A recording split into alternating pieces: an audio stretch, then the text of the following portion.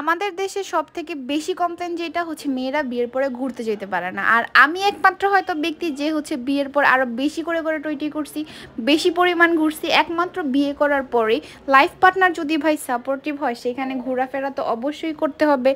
আর মাত্র 1000 টাকায় আমরা সীতাকুণ্ডপুরা ঘুরে আসছি। সব কিভাবে ঘুরে আসলাম, কি করলাম, সব কিছু থাকবে এই ভিডিওতে। আসসালামু আলাইকুম সবাই। না এতটাও ইজি ছিল না যে হচ্ছে জামাই রেখে ফ্রেন্ডদের সাথে চিল করতে যাবো আর জামাই দিয়ে দিবে। অবশ্যই জামাইয়ের সাথে ভালো একটা কমিউনিকেশন রাখতে হবে। অনেক হাজব্যান্ডরা হয়তো চায় না যে তার বউ বাহিরে যাবে, তার হাজব্যান্ডকে ছাড়া বিপদ আপদ হইতে পারে এইসব ভেবে, বা অনেক হাজব্যান্ড হচ্ছে টক্সিক, এইসব মানে টক্সিক ভেবে, টক্সিক হয়তো দ্যাটস ওয়াই হচ্ছে কোনো ফ্রেন্ডের সাথে মেলামেশা করতে দেয় না, অনেক প্রকারই হইতে পারে। কিন্তু আমার হাজব্যান্ডের ব্যাপার যেটা হচ্ছে আমি আমার হাজব্যান্ডকে এই ট্রিপটার জন্য 1 বছর আগে থেকে পারমিশন নিছি যে আমি একটা দিনের জন্য ঘুরতে যাব। তো সেই একটা বছর ধরে আমি পারমিশন নিয়ে আসতেছি, একটার জন্য একটার পর ক্যান্সেল হচ্ছিল আর হচ্ছিল। তারপর ফাইনালি হচ্ছে যে দিনটা আসছে, তো আমি বললাম যে আমি ঘুরতে যাব। দেন ও বললো আচ্ছা যাও, কিন্তু খুব সেফলি থাকবা। ও আমার হাজব্যান্ডটা হচ্ছে এরকম যে ও খুব পরিমাণ টেনশনে থাকে যে ওকে ছাড়া আমি ঘুরতে বের হবো, আমার কি হবে না হবে এই দিকগুলো হচ্ছে ভেবে ও এছাড়া আর কিছুই না। বাট ফার্স্টে হচ্ছে যখন আমি ঘুরতে যেতাম ওকে না বলে চলে যেতাম, বা আরও আদার্স অনেক কিছু যেগুলো নিয়ে আমাদের অনেক প্রবলেম হইতো। বাট এখন যা হয় আমি ওকে ট্রুলি বলি, আমি মন থেকে বলি যে আমি এটা চাই, আমি এটা করতে চাই, আমি যেটা করতে চাই ওটা আমি বারবার বলি। তখন ও আমাকে এমনিই বলে যে হ্যাঁ আচ্ছা যাও। তো প্রত্যেকটা মেয়ের উচিত হচ্ছে এইভাবে হাজব্যান্ডকে কনভিন্স করে হইলেও ফ্রেন্ডদের সাথে ট্যুরে যাওয়ার যে ফিলিংসটা ভাই ওইটা নিতে হবে। তো আমরা চলে গেছিলাম কক্সবাজার বলবো না, আমরা চলে গেছিলাম চট্টগ্রাম। মানে চট্টগ্রামের কথা মনে পড়লে কক্সবাজার চলে আসে মাথায়, দ্যাটস ওয়াই ভুলে চলে আসছে। দেন সকাল আমরা বাস থেকে নেমে গেছি, আর এটা ছিল আমাদের ডে ট্রিপ, আমরা একটা ট্যুর গ্রুপ থেকে গেছিলাম। দেন হচ্ছে এইটা আমরা সকাল যখন নামছি এত পরিমাণ রোদ ছিল আর এত গরম ছিল। আমরা যদি একটু হিন্স পাইতাম যে এত গরম থাকবে আমরা কখনোই ডে ট্রিপটা যেতাম না, আমাদের সবার অবস্থা খারাপ ছিল। তো আমরা হচ্ছে প্রথমে চলে গেছিলাম বাঁশবাড়িয়াতে। আর বাঁশবাড়িয়াতে গিয়ে প্রথমে আমরা যে প্রবলেমটায় পড়ছি, প্রবলেম 1 হচ্ছে কি ওয়াশরুম ছিল না। আমরা বাস থেকে নেমেই হচ্ছে প্রথমে ওরা প্রথম স্পটে নিয়ে গেছিলো বাঁশবাড়িয়াতে, যে আমি আমার ক্লিপ রেখে চলে গেছিলাম। যাই হোক, তো প্রথমে চলে গেছিলাম বাঁশবাড়িয়াতে, আর এখানে প্রচুর পরিমাণ রোদ আর দেখার মতো কিছুই ছিল না।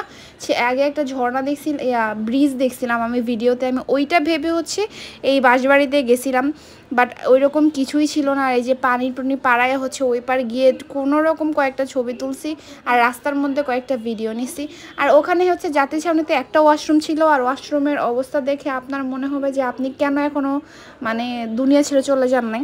তো যাই হোক, এরপরে হচ্ছে আমরা চলে আসছি চন্দ্রনাথ পাহাড়ের পাশে। এইখানে হচ্ছে আমাদের সকালের নাস্তাটা ছিল।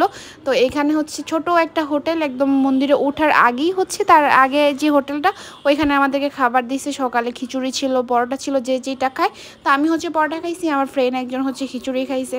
মানে সবাই চন্দ্রনাথ পাহাড়ে উঠলেও আমি জাস্ট একটু উঠে আমরা নেমে গেছি, কারণ এত গরমের মধ্যে যদি আমরা চন্দ্রনাথ পাহাড়ে উঠি আমরা স্টক ছাড়া আর কিছুই করব না। তারপর মন্দির ওইখান থেকে একটু দূরে একটা যে বড় মন্দির, এখানে আমরা পা ভিজায় রাখছি। আমাদের এই দিনের হচ্ছে ফিল লাইক হচ্ছে 49 ছিল, এরকম একটা ফিল ছিল সেলসিয়াস। মানে আমরা মনে হয়েছে যে স্টক করে ফেলবো। তো এই গরমের মধ্যে দিয়ে আমরা আর চন্দ্রনাথে উঠি নাই, আমরা হচ্ছে নিচে বসা ছিলাম। যে মন্দিরটা বড়, যারা সীতাকুণ্ডে গেছে তারা বুঝবে। ওইখানে হচ্ছে আমরা পা ভিজাই রাখছিলাম, আর ভিজেতে পাশের হিন্দুগুলা বলতেছিল যে মুড়ি খাওয়ান, তাহলে তো হচ্ছে কি যেন ফিশ থেরাপি হয়ে যায়। মানে আমরা মুড়ি কিনে মাছকে মুড়ি খাওয়াচ্ছিলাম। এর মধ্যে দুপুরটা হয়ে গেছে, দুপুরের মধ্যে আমরা বাটাত খেয়ে হচ্ছে এত গরম লাগতেছিল, তা হচ্ছে একটা এসির দোকানে গিয়ে হচ্ছে আমরা কফি খাচ্ছিলাম, গরমে একটু ঠান্ডা হইলাম। তার মধ্যে প্রায় 3টা-4টা বেজে গেছে। এরপর আমাদের যাওয়ার প্ল্যান ছিল হচ্ছে ঝর্ণায়। ভাবছিলাম যাবো না, যেহেতু এত পরিমাণ গরম, ঝর্ণায় গিয়ে হয়তো বাঁচবই না মনে করছিলাম। বাট না, রোদটা পড়ায় অনেকটা ভালো লাগছে। দেন ফাইনালি আমরা ঝর্ণার উদ্দেশ্যে রওনা হয়েছি। ঝর্ণাটা ছিল কমলদহ ট্রেল। এখানে হচ্ছে ছোটো ছোটো ঝিরিপথ দিয়ে হচ্ছে আমরা হাঁটতেছিলাম, আর অনেক পরিমাণে স্ট্রাগল করতে হয় ভাই। যারা হচ্ছে কখনো ওই রকম ট্যুর দেওয়া নাই, যে আরাম আয়েস চাও এইসব ট্যুরে, তারা কখনোই যাবে না। যারা হচ্ছে একটু কষ্ট করে অনেক সুন্দর সুন্দর ভিউ দেখতে যাও, যেমন এই যে ঝর্ণাটা, এই এতগুলো কষ্ট করে যে ঝর্ণাটা দেখলাম, এটাই তো শান্তি, তাই না? এত শান্তি, মানে ঠান্ডা পানি আর উপর থেকে পানিগুলো পড়তেছে, আর এত শান্তি লাগে যে মানে এতগুলো যে কষ্ট করলাম ওই কষ্টটা মনে হয় যে হ্যাঁ সফল হয়েছে। তো যাই হোক অনেকক্ষণ বসেছিলাম আর আমরা এত পরিমাণ ঘোরাফেরার পর আমার ফেসের অবস্থা ছিল একদম মানে মনে হয়েছে যে একদম পুড়ে গেছি। কোথাও একটা গেছিলাম যেখানে হচ্ছে গিয়ে ফেসটা একদম পুড়ে গেছে। আমি বাসায় আইসাই হচ্ছে সাথে সাথে আমি থানা কাটা দিছিলাম। এর মধ্যে হচ্ছে আমার গলা ভেঙে গেছে, আমি একটা রং চা খাইলাম, দ্যাটস ইট।